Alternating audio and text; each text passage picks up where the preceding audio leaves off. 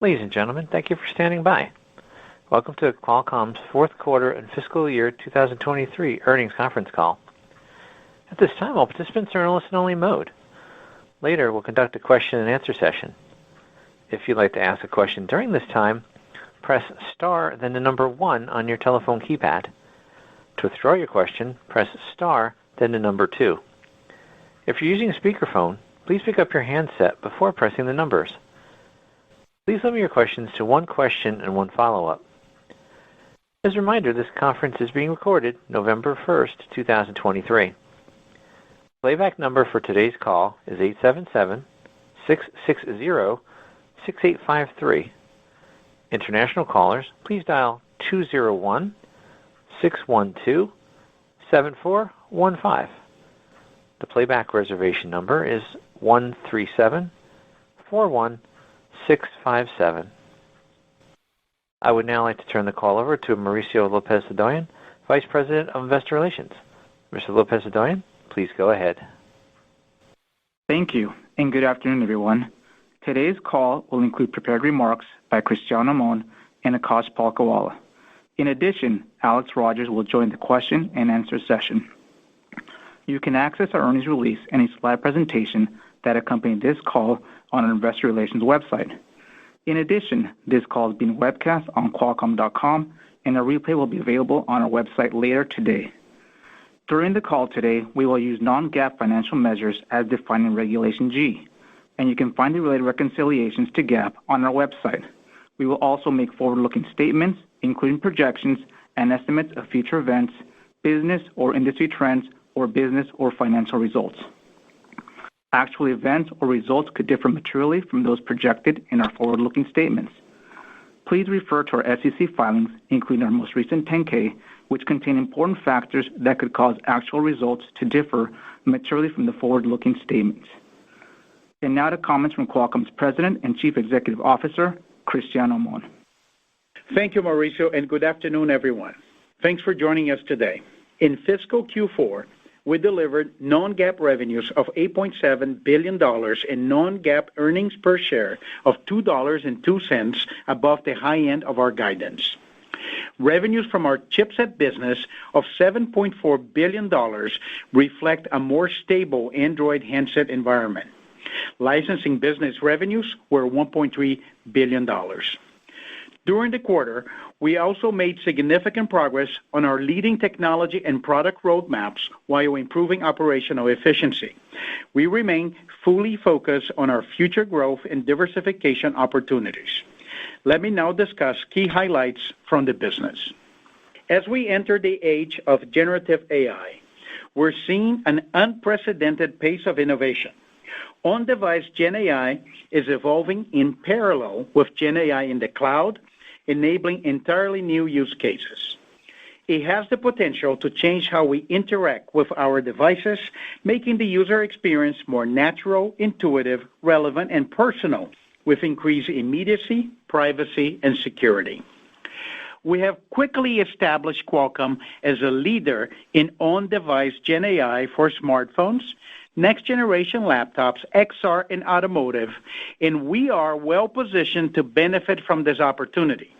We expect high-performance on-device AI to become a requirement over the next few years, driving content, units, or both. Our Snapdragon platform is highly differentiated from its competitors. First, we significantly increased the AI processing performance and power efficiency of our best-in-class NPU, CPU, and GPU. Second, we are collaborating with multiple partners and ecosystems to enable a host of consumer and productivity-based AI models running natively on our platform.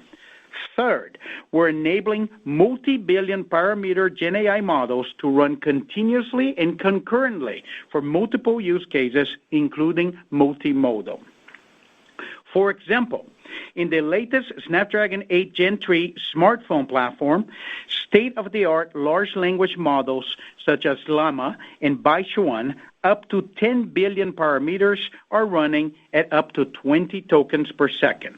And large vision models, such as Stable Diffusion, can generate images from text in less than 1 second with ultra-low power consumption.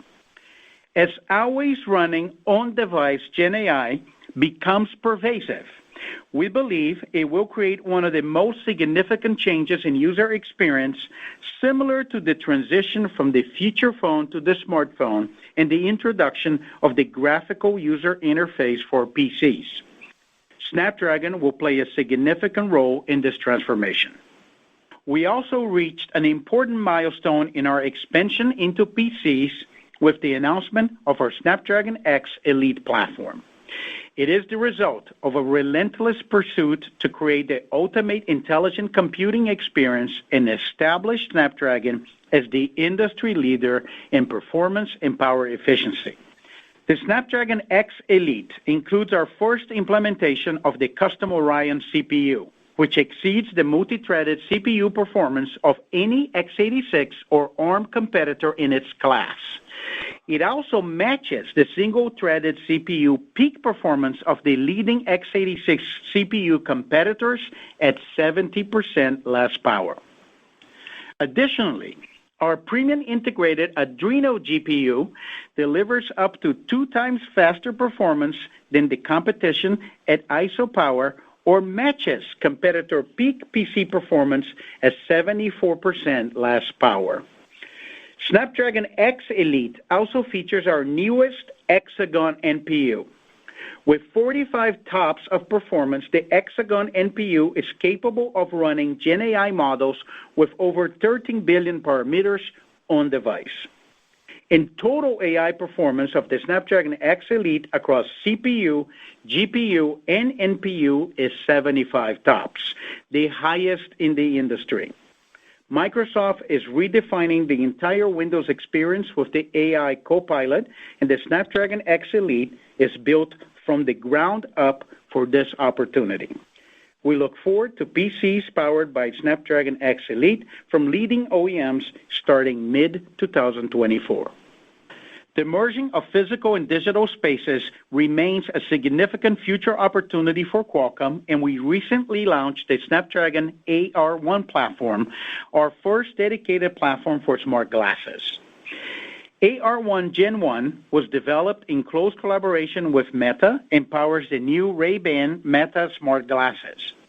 It features a dual ISP camera system for premium photos and videos, as well as powerful on-device AI for image enhancement, virtual assistance, real-time translation, visual search, and more. Together with Meta, we're developing next-generation technologies to create the future of spatial computing. The AR1 Gen 1, along with the previously announced Snapdragon XR Gen 2, are a testament to the strength of this long-standing partnership. Across the industry, Snapdragon remains the platform of choice for all leading VR, MR, and AR designs. In networking, we continue to be a global Wi-Fi leader across enterprise and home networks, as well as broadband gateways. Our Wi-Fi 7 solutions are seeing strong traction with more than 350 design wins across all categories to date. We recently announced several new collaborations, including with Charter Communications in the U.S. and EE in the UK, both of which are preparing to roll out enhanced next-generation Wi-Fi 7 connectivity to their residential and small and medium-sized business customers. We're excited about the launch of our Fiber Gateway platform, which adds 10 gigabit passive optical network capabilities to our portfolio. With fiber, in addition to 5G and Wi-Fi 7, we're now positioned to lead in next-generation broadband solutions. Additionally, our unique service-defined Wi-Fi technology, a signature feature introduced with our Wi-Fi platforms, offers a unified data flow management architecture from cloud to device. It delivers orchestration, classification, scheduling, and insights to enable the end-to-end management of home networks and real-time optimizations across devices. In automotive, the digital transformation of the industry continues to bring new levels of computing, intelligence, and cloud connectivity to the vehicle. These trends are driving new user experiences, advancements in driver assistance, autonomy, and safety. They also offer the potential for new revenue opportunities as vehicles gain the ability to evolve with over-the-air updates and digital services. The vehicle is becoming software-defined, and the Snapdragon digital chassis remain at the center of this transformation. We are pleased that our digital chassis solutions will bring advanced capabilities to the upcoming Cadillac Escalade IQ, which is planned for commercial production in 2024. The Cadillac Escalade IQ will be equipped with the Snapdragon Cockpit, Snapdragon Auto Connectivity, and Snapdragon Ride platforms. Additionally, we're proud of our partnership with BMW for all vehicles as well as the upcoming Neue Klasse. We're also excited that the Snapdragon Digital Cockpit and Connectivity solutions now power the new Mercedes-Benz user experience starting with the 2024 E-Class sedan. We recently expanded our digital chassis offering with the launch of 2 new platforms for two-wheelers and other vehicle classes, such as motorcycles, e-bikes, scooters, and all-terrain vehicles. Our new platform design wins and launches with Gogoro, Harley-Davidson, and others are receiving positive feedback from the ecosystem on their ability to advance technology development and bring new user experiences to these vehicles. Finally, we announced a new long-term relationship with Amazon Web Services to enable automakers to integrate cloud technologies into their vehicle development lifecycle. The offering combines the Qualcomm Cloud AI 100 solution, our Snapdragon Ride platforms, as well as AWS breadth of services and capabilities. This will advance the future of software-defined mobility and change how vehicles are designed and developed. In handsets, we announced our latest premium mobile platform, the Snapdragon 8 Gen 3, which delivers industry-leading performance and extraordinary experiences to consumers for the upcoming Gen AI era. Some key features include intelligent capture with the world's smartest AI-powered camera, console-level gaming with ray tracing with global illumination, studio-quality audio, the world's first X-Band technology, best-in-class connectivity, and the world's fastest on-device AI processing on a smartphone. We look forward to flagship device launches powered by the Snapdragon 8 Gen 3 by global OEMs and smartphone brands including Xiaomi, Honor, Oppo, Vivo, OnePlus, Sony, and more.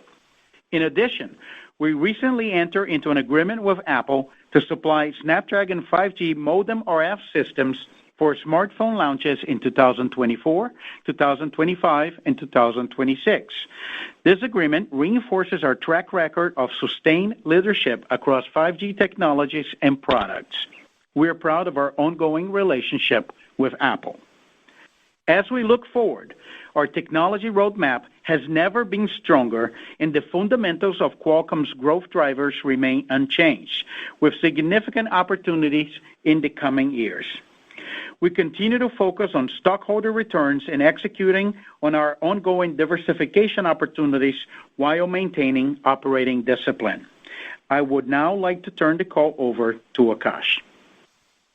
Thank you, Cristiano, and good afternoon, everyone. I'll start with our fourth fiscal quarter results.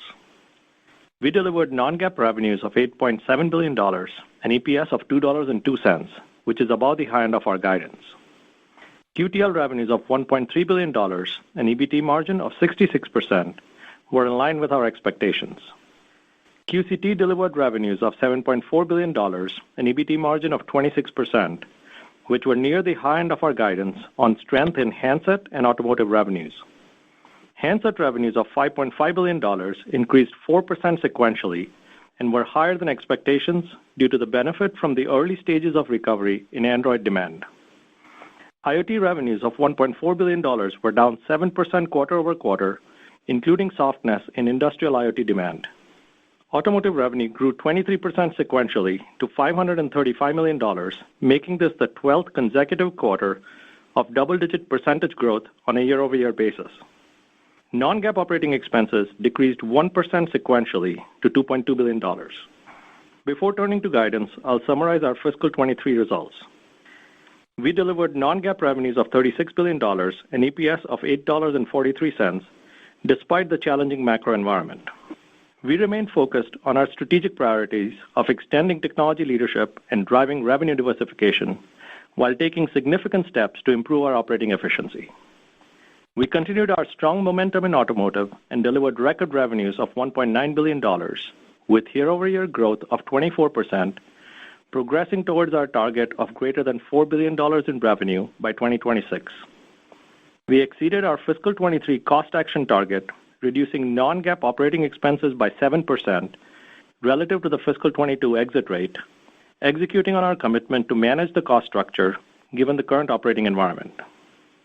Our business continues to generate strong free cash flow with a record of $9.8 billion.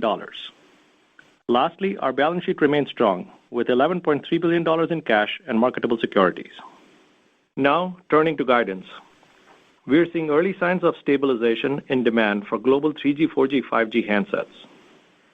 We now estimate that calendar 23 handsets will be down mid to high single-digit % relative to calendar 22, an improvement from our prior expectations.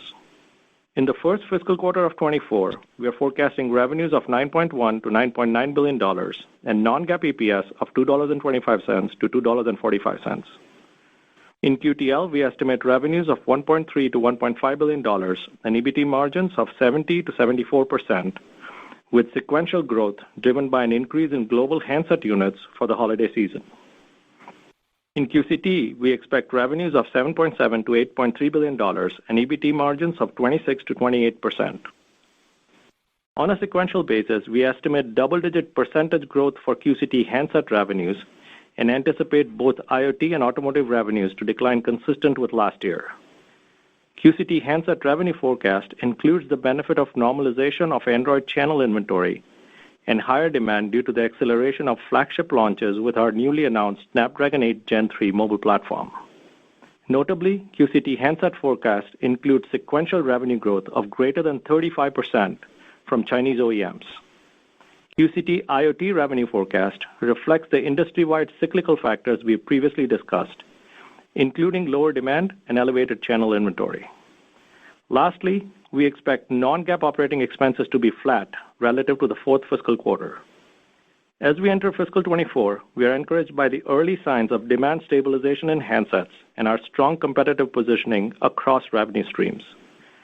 Key industry trends such as heterogeneous mobile computing and on-device generative AI provide a strong foundation for content growth and expansion to new device categories, driving growth opportunities for Qualcomm.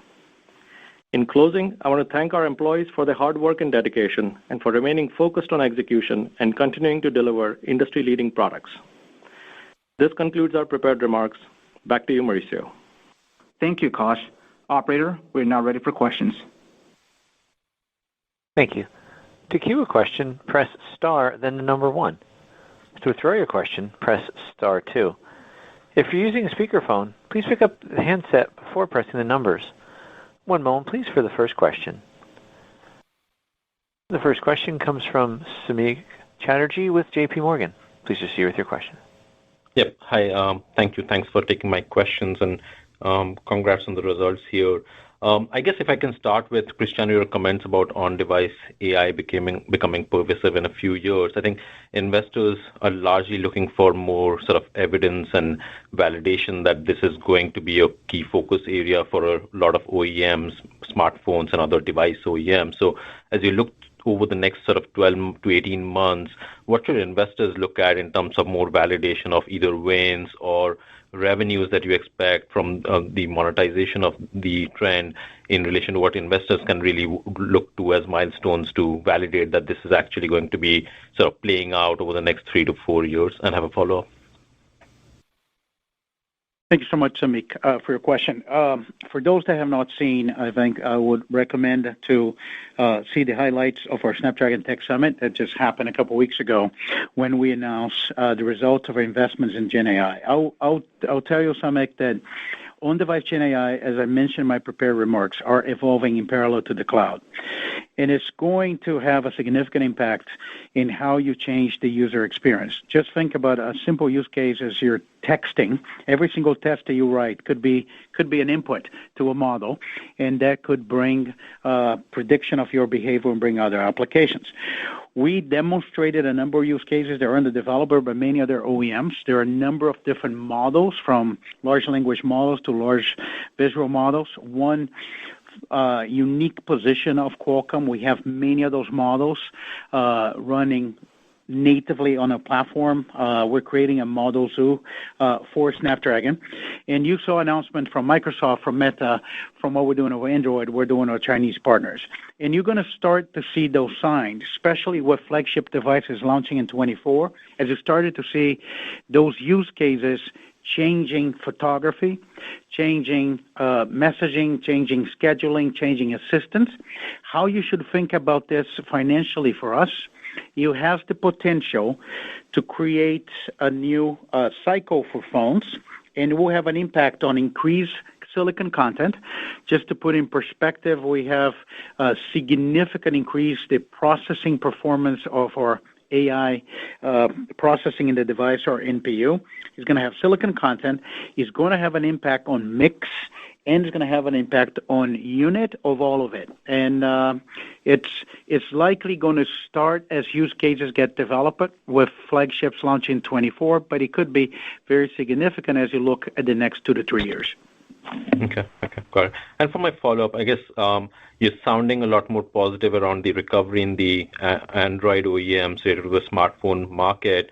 I think investors at the same time are grappling with the potential sort of puts and takes, particularly when it comes to your primary or large Android customer, Samsung, using more in-house solutions going forward. So when we think about sort of seasonality beyond the December quarter, particularly around the launch periods, how should we think about your market share with Samsung progressing, and what impact does that have on relative to your typical seasonality from December to March?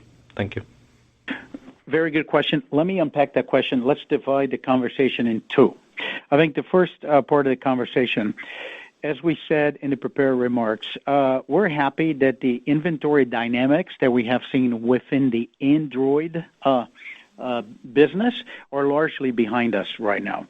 And one data point that we provided in Akash's, I think, remarks is sequentially from Q4 fiscal to our guide, we're seeing a total growth of revenue from Chinese OEMs, both in China and outside China, of 35%. And I think that shows that our customers are in a great position. I think even facing new entrants in the market, and it's also a strength of our roadmap and the stabilization of the market. The second question is about Samsung.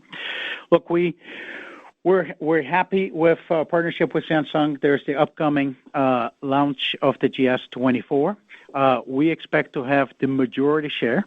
Our product is really great. I think, as I said, we probably have one of the best product roadmaps in the history of the company, especially in the Gen AI processing capabilities. And the product is getting better. We were happy to talk about what we have done in PC with our new Orion CPU. That CPU is coming to mobile, especially in 25, and we expect even more, I think, evolution of Gen AI. So the roadmap gets better over time. Overall, we're positive about our relationship with Samsung. Thank you. Our next question is from Matt Ramsey with Cowen. Please proceed with your question. Thank you very much, guys.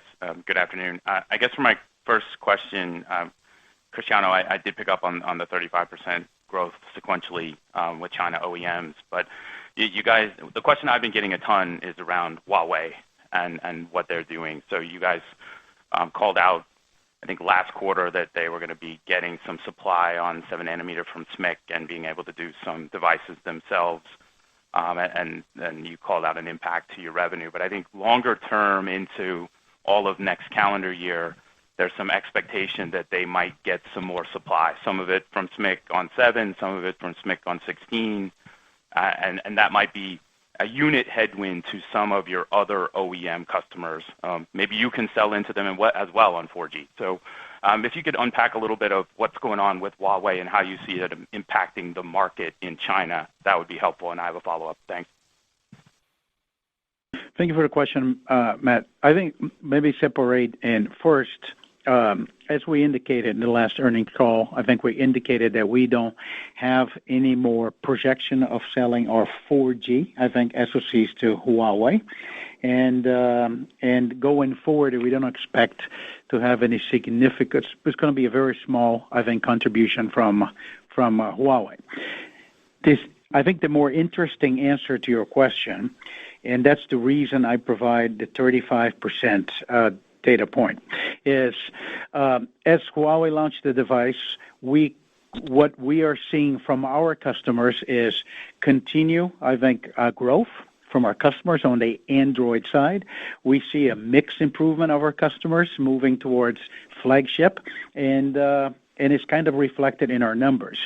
So it does not change, I think, the trajectory that we have with our Android customers in China. And there is a possibility, I think, that Huawei, as upgrading their existing customer base, there was a data point, there's about 100 million Huawei former customers with a 4 to 5 year old Huawei phone, and that could have an impact on increasing the TAM. Thank you, Cristiano. I guess as my follow-up, it was very impressive, some of the products that you put forward for the PC market at the latest Snapdragon Summit. I think you were right to call out the performance levels, the power levels, and the much, much different support from Microsoft. I guess what I'm trying to understand a little bit more is support for ARM PCs, whether in gaming or in enterprise use cases, by other ISVs. So folks that might need to use other end applications that wouldn't be touched directly by Qualcomm or directly by Microsoft. Cristiano, could you give us a little bit of an update there? What are you seeing from the ISV ecosystem, and in what parts of the PC market do you see potential momentum for your products? Thanks. Look, there's a lot to unpack here. I can speak about this for the whole day, but I'm going to try to be succinct. First thing, we're incredibly proud of the accomplishments of our team. I think Snapdragon X Elite took the leadership position in this space for any mobile computing device. We're incredibly happy with performance of the new CPU, both single-threaded and multi-threaded performance. But not only that, I think it's important to highlight the AI processing capabilities, because that's key to answer your question.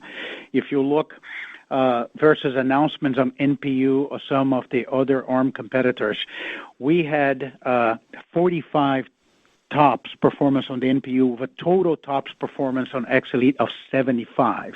And that aligns with the transition that Microsoft is making towards a Windows AI future, especially the new services with the Copilot and everything we're doing with Microsoft on-device, working together on-device AI with the cloud and with the Azure endpoint. We're excited about that, and you should start thinking about the PC business almost like the auto business. We're focused on next-generation PCs, not existing PCs, and as those Windows started to switch to Windows AI and our platform launches, it create opportunity for us to start gaining scale. Specifically to your question, Microsoft has been very active together with us of bringing a lot of applications natively to the platform. I think we had a significant progress made across consumer in commercial applications. You continue to see announcements, and Windows 11 can also run every x86, 32, and 64-bit to the Microsoft emulation. We also made significant strides in the emulation performance. So I think Snapdragon X Elite represents the result of this Microsoft Qualcomm collaboration. And I'll finish the answer by saying, if you look at the announcements of other computing companies talking about having an ARM-based PC processor, that is validation that that's our TAM now. It is going to be part of the expansion of TAM for Qualcomm. We're a new player, and we look at this as a growth opportunity. We're excited about it. Our next question comes from the line of Mike Walkley with Canaccord Genuity. Please proceed with your question. Great, thanks. A quick question for Akash. You have strong cost execution coming in ahead of plan for exiting the fiscal 23 and flattish into the start to Q1.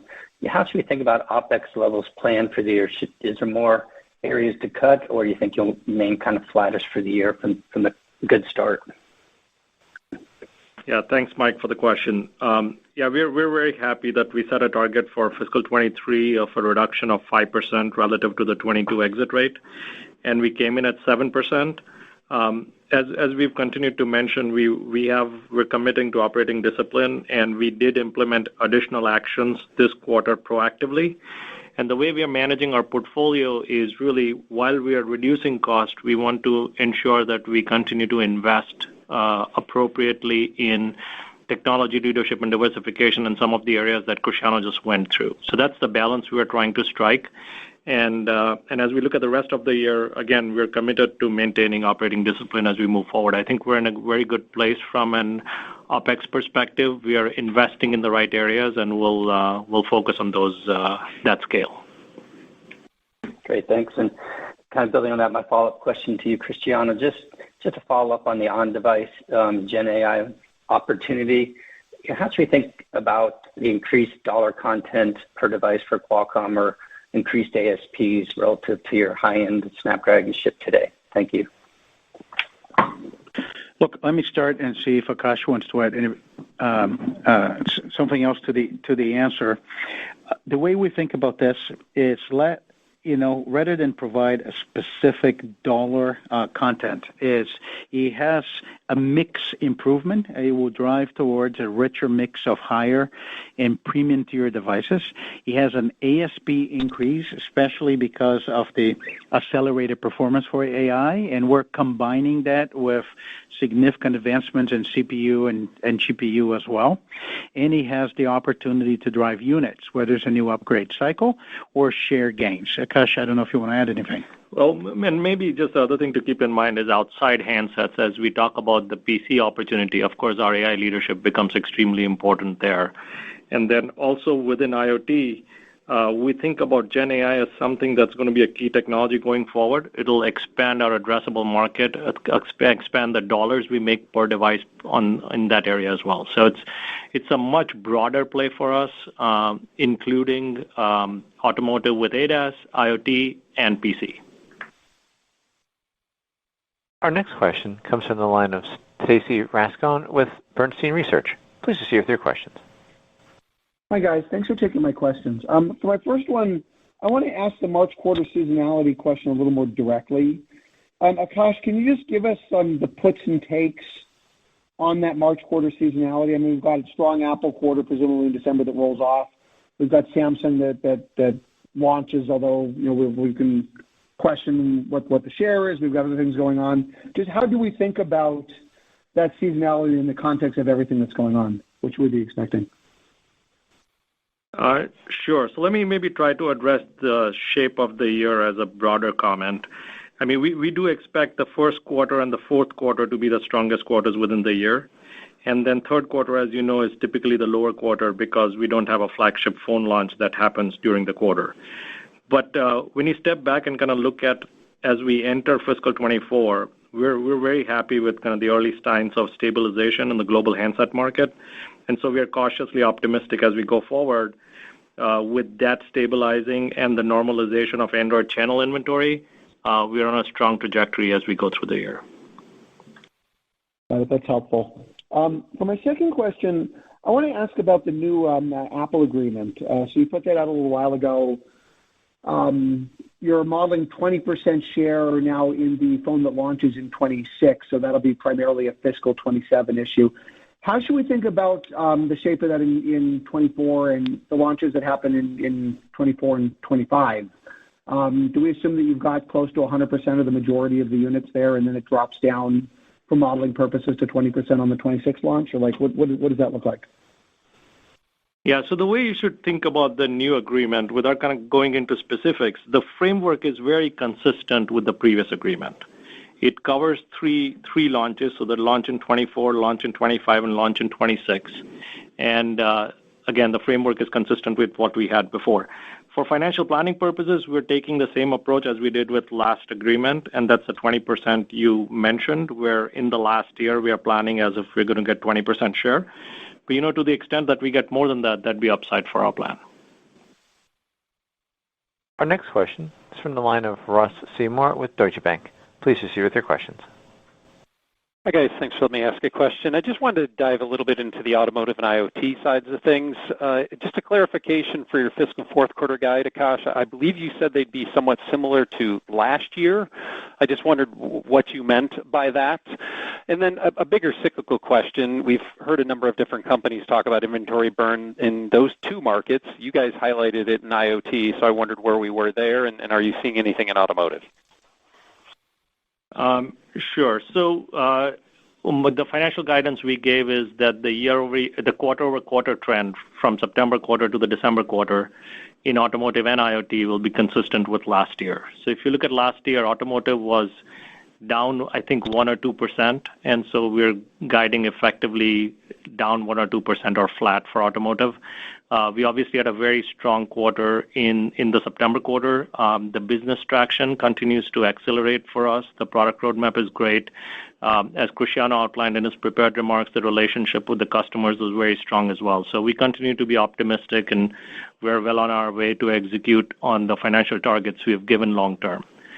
From an IoT perspective, again, the same guidance that it's consistent with last year, what the trend we saw between the September and December quarter. And really, when you think about IoT, we're seeing some of the same factors that other players in the industry are seeing. Some demand weakness coupled with channel inventory. As we look forward, we think of first quarter as the bottom for the year for IoT. We expect to strengthen from that point on, and especially as we get into the second half of the fiscal year, with the environment normalizing, but then also very increasingly strong traction for our products. We think we'll have a strong second half in IoT. Yeah, I just want to add one color. Just wanted to ask the follow-up on the gross margin side of things. Cristiano, you talked about AI at the edge and across a number of different products, whether it's the PC side, the handset side, et cetera.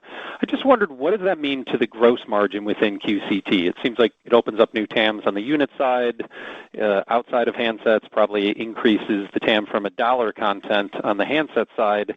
Does that yield upside to gross margin, about the same? Just what are the puts and takes as we translate all that to the profitability side? Sure. So from a shorter-term perspective, as you'll see from our guide, we did very well in September quarter. We're guiding in line for December quarter. I think your question is more of a longer-term opportunity of the expansion of our gross margin as we get into these new areas. And we definitely agree that I think as we scale in outside handsets, especially in automotive and IoT, we have an opportunity for margin expansion. Ross, this is Cristiano. Just two things I want to add real quick on the first question and then on this.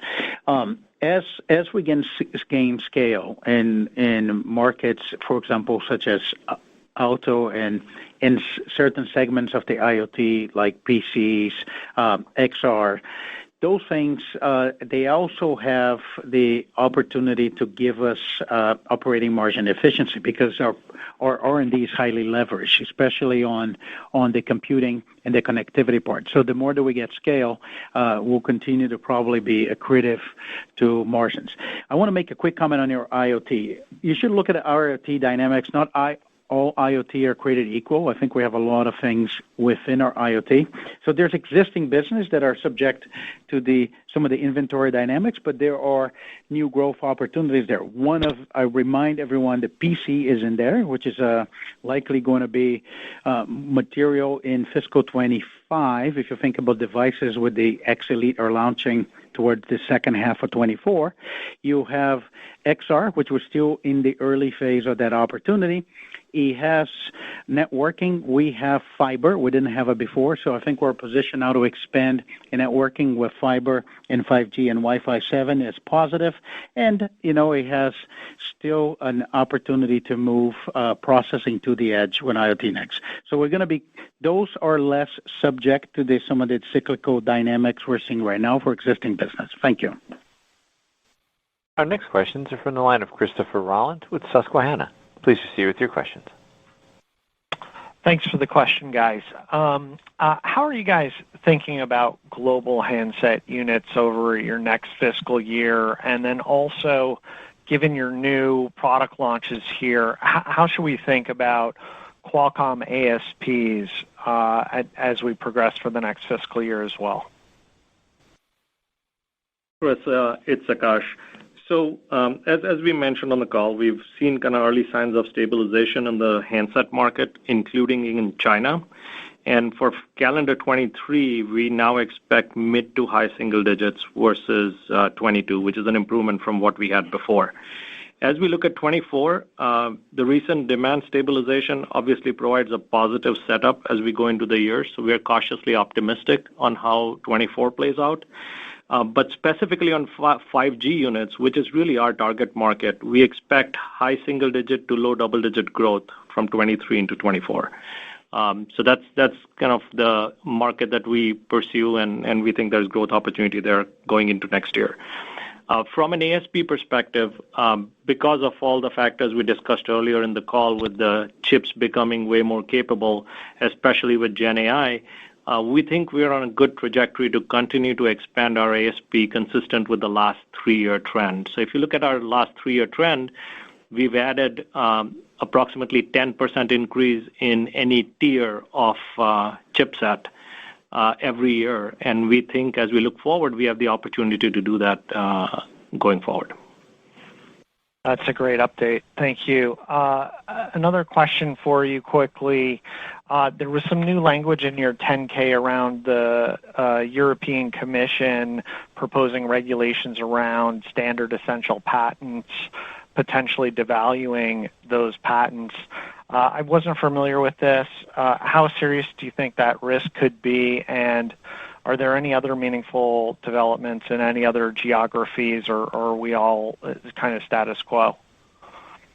Yeah, so thanks for that question. This is Alex. So we've been tracking these developments in the European Union. There's actually a variety of parts to this proposed regulation, ranging from wanting more transparency and ownership of SEPs and essentiality of SEPs to other issues relating to kind of pre-legal processes and other sorts of regulations that would affect the licensing and go-to-court process.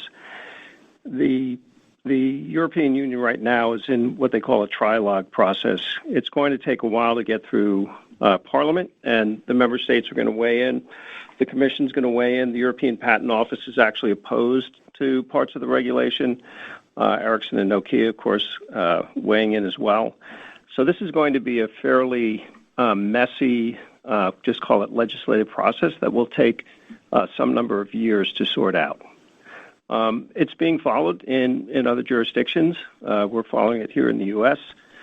The U.S. Patent and Trademark Office has weighed in somewhat negatively, I think, and it's being followed in China as well. So this will kind of play out over some years. It's not that unusual to have a variety of different SEP-related policy initiatives underway in different jurisdictions. Our next question is from the line of Chris Caso with Wolfe Research. Please proceed with your questions. Yes, thank you. Good evening. The first question is regarding the overall handset demand, and understand the comments you made about 5G units going into next year. I guess one part of the question is with the increase that you saw in the China business, how much of that do you believe was associated with just inventory normalization as opposed to actual more end market units? And then what does that mean for QTL, which has also been somewhat depressed because of the lower handset market? What should we expect on that as we go into next year? Yeah, Chris, it's Akash. So the way we think about the handset market is we've seen a stabilization in the market, and we're projecting forward, especially into the December quarter and QTL's guide, as something that the stable market represents. And so we're guiding a midpoint of $1.4 billion, sequential growth of 11%. From in terms of breaking down the revenue growth in QCT between inventory and market, obviously it's kind of difficult to do over a quarter. But we do think that inventory is a big part of it, and it's really the market is stabilizing where it's at, with inventory really driving a majority of the improvement, in addition to our market share position and revenue growth that comes with content increase as new chips get launched. Got it. And with regard to QTL then, I guess I'd assume to see the QTL numbers to come back closer to, where we've seen them in the past, that's going to require some more improvement in market demand. Is that accurate? Yeah, that's right. I mean, QTL revenue forecast is really a function of the scale of the overall handset market, and so as the scale changes, it would improve QTL revenues as well. Our next question is from the line of Brett Simpson with Research. Please proceed with your questions. Yeah, thanks very much. My question was really on fiscal 24 Android smartphone outlook, and I guess there's a lot of moving parts here with Huawei building up their own chipset, and we've all seen the volumes they're talking about for next year.